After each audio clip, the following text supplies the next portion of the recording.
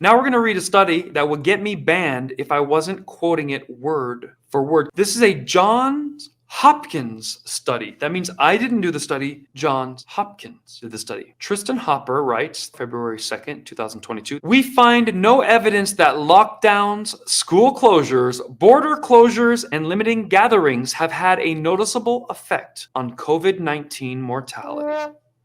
A new study out of Johns Hopkins University is claiming that worldwide pandemic lockdowns only prevented 0.2% of COVID-19 deaths and were not an effective way of reducing mortality rates during the pandemic.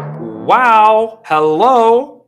Did anyone from the right show suggest that might be the case? I didn't need to do a $10 million study to think and find that out. In both Europe and the United States, researchers found that a lockdown could only be expected to bring down the mortality rate by 0.2% as compared to a COVID-19 policy based solely on recommendations. The impact of border closures was found to be even less effective, with death rates only going down 0.1%. Now, the left actually thinks that we needed to lock down, cover up, mask up, but then they left the border open. They would only pick and choose which policies they wanted for their own politics, for their little basket of devastation. Let's read this. Given the devastating effects that lockdowns have caused, the authors recommended they be rejected out of hand as pandemic policy instruments. Not just now, but forever.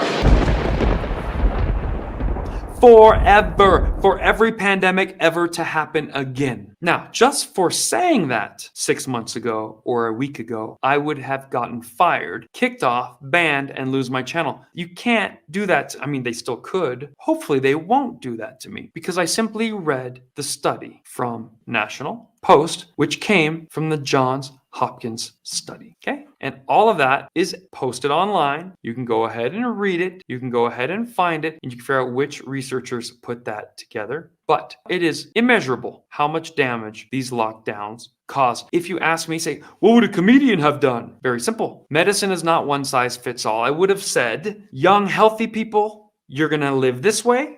Really young kids, you're going to go to school and live normally. We're not going to add fear and cover your face and make you not be able to communicate and not play with your friends. The effects this is going to have for the next 10 years, immeasurable. The depression and mental illness and school shootings and everything, who knows what's coming in 15 years from 2 to 3 years of covering everyone's face and saying, they're dirty, they're not. They got boosted, he didn't. That's your dad, we hate him. We don't talk to your grandma anymore because she feels this way. Families have been torn apart by the radical left, which makes me wonder, was that the goal in the first place? Oh,